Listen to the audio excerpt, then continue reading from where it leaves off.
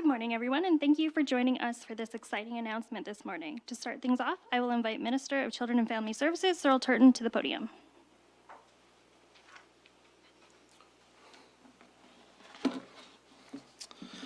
Well, thank you very much, Ashley, and good morning, everyone. I'd like to start by saying Happy Foster and Kinship Caregiver Month. I'm so pleased that we're able to be here with the amazing folks from Alberta Foster and Kinship Association who have kindly agreed to host us as we announce 3 exciting new initiatives that I'm confident will provide meaningful support to foster caregivers, help with recruitment, and improve stability for children and youth in government care. Foster caregivers are invaluable partners. Our government is always looking for ways to set them up for success, so that they can focus on meeting the needs of children in their care and keep them connected to family, culture, and community while providing a safe and loving place to live. Being a foster caregiver is deeply rewarding. At the same time, it's not always easy. Helping children and youth navigate trauma, complex needs, and the difficult process of being taken into care demands a great deal of time, energy, and compassion. And given that, I'm very pleased to announce that starting this November, we will be helping foster caregivers easily access mental health supports no matter where they are in the province. Through an investment of $6.5 million, we'll be covering the cost of 5 hours of counseling per year for every licensed foster home in Alberta. This support will not only be available to caregivers, but to their family members as well.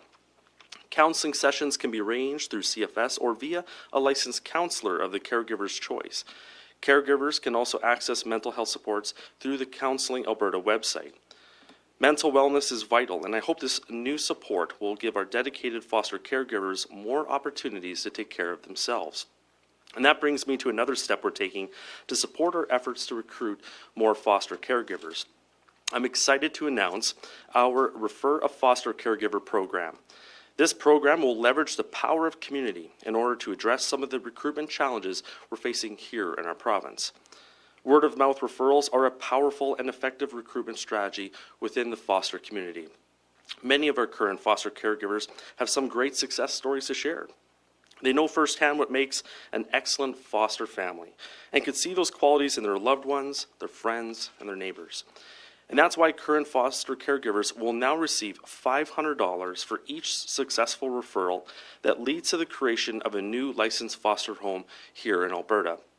We expect this program, which is projected to cost $450,000 over 4 years, it will support our goal of recruiting more foster caregivers. You might have seen our Just Like You campaign, which showed Albertans there's a need for more foster families and reignited interest in fostering. And building on that success, we hope this referral program will help us grow our pool of licensed foster homes across the province, creating stability in the foster care system, so that vulnerable children and youth can move less often and stay connected to the people and places that they know. The third initiative I want to tell you about is all about maintaining those crucial connections for youth aging out of care, who often deal with a lot of disruption and uncertainty at a critical junction in their lives. Our government understands how important it is for young adults transitioning out of government care to have consistent support from people who already know and care about them, people that they trust. For those foster caregivers who are continuing to provide essential guidance and mentorship and support to young adults who continue to live in their home after turning 18 and entering the Transition to Adult program, or TAP. Government is investing $16.7 million so we can keep paying the daily caregiver skill fee or special rates until the youth in their care turns 22. Caregivers can also receive rent through financial supports available to young adults through TAP.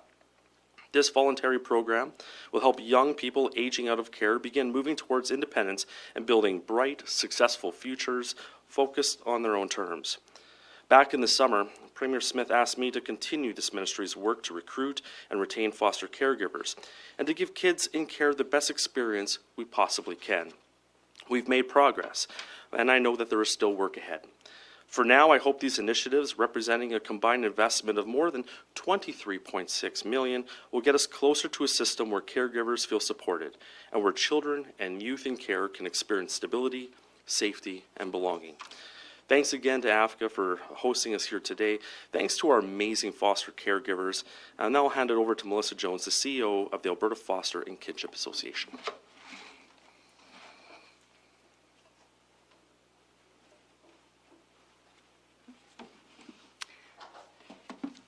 Thank you, Minister Turton. Welcome, everyone, to the Office of the Alberta Foster and Kinship Association. Here at AFCA, we provide a variety of practical and relevant supports, programs, and services for foster and kinship families. We build trusted relationships so that those who care for children placed in Alberta homes feel safe, heard, supported, and connected. We advocate with and on behalf of those who care for children placed in Alberta homes. We inform, educate, and engage with external communities. And we act on behalf of foster and kinship caregivers when working directly with you and the Ministry of Children and Family Services. It is a pleasure to be here with you today as we announce new funding and programs that will make improvements to the foster care system and support foster caregivers, as well as limit some disruptions to children and youth in care.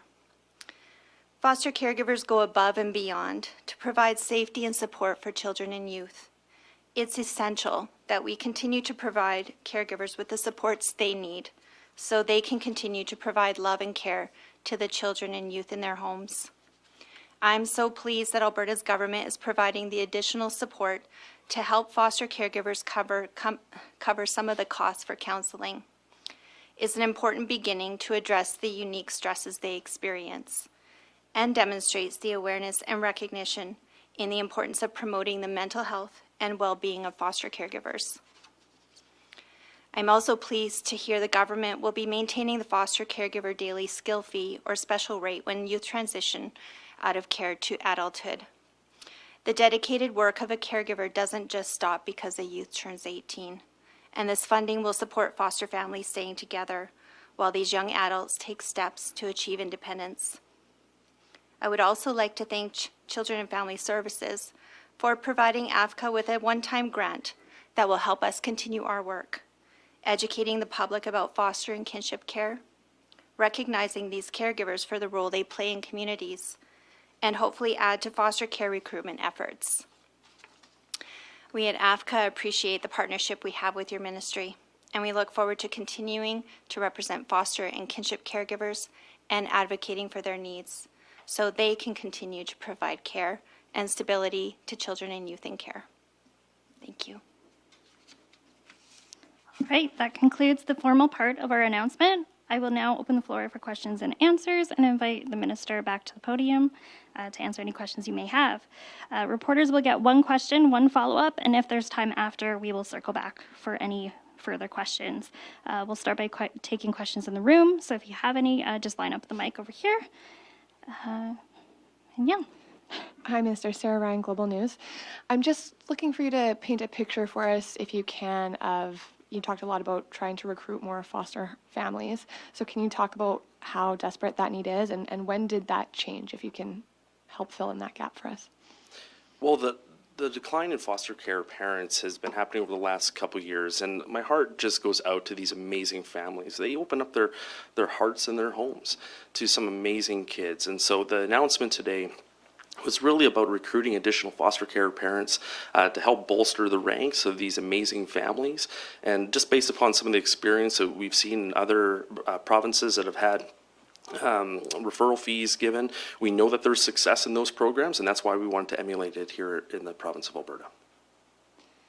I know that there was a change a few years ago with pre-pandemic, with foster parents no longer necessarily fostering leading to adoption. And perhaps this is a question for Melissa. I'm wondering if that kind of precipitated or occurred at the same time as a drop in the number of foster families, or is it not a drop, or is it more kids needing care? Can you? It would be a little bit of both. That was one of the policy changes that did occur, that did cause some a difference in our foster care families, and we're continuing to have discussions with families that are wanting to go adopt to see if maybe we can open up new avenues that they should take access or be aware of. But really, just based upon the experience that other provinces and states have had when it comes to some of the initiatives that we talked about today, we know that there's going to be a lot of interest in this program. A lot of families are going to come back in and open up their homes and their hearts again to some amazing kids. And so we're going to continue to have those conversations over the next couple months, both with families that are wanting to adopt, as well as with the foster care community, to see if there's additional steps that we should be looking at in the future. All right, we're now going to switch to the phones. Operator, please put through the first caller. Lisa Johnson, Edmonton Journal. Hi, thanks for taking my question. This is for the minister.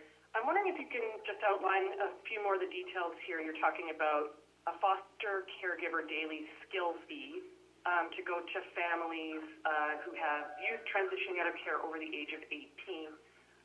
And this comes after your government replaced the SFAA with TAP, which cut off financial aid at the age of 22. Is there a cap to this new program, and will there be any changes to TAP to line up with that? Is this an admission that those changes to the SFAA and the replacement with TAP was the wrong move?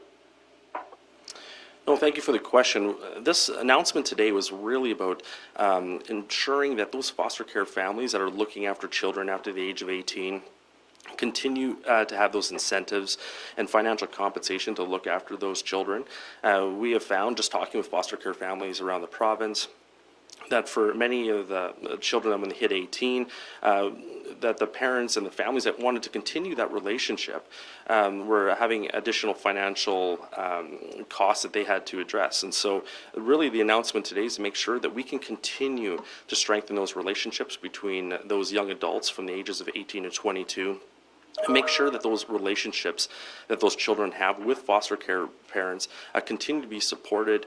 We know from looking at the evidence that there's real benefits to making sure that these relationships can continue, and we want to make sure that we can do everything in our power to make sure that that relationship is strengthened. Did you have a follow-up?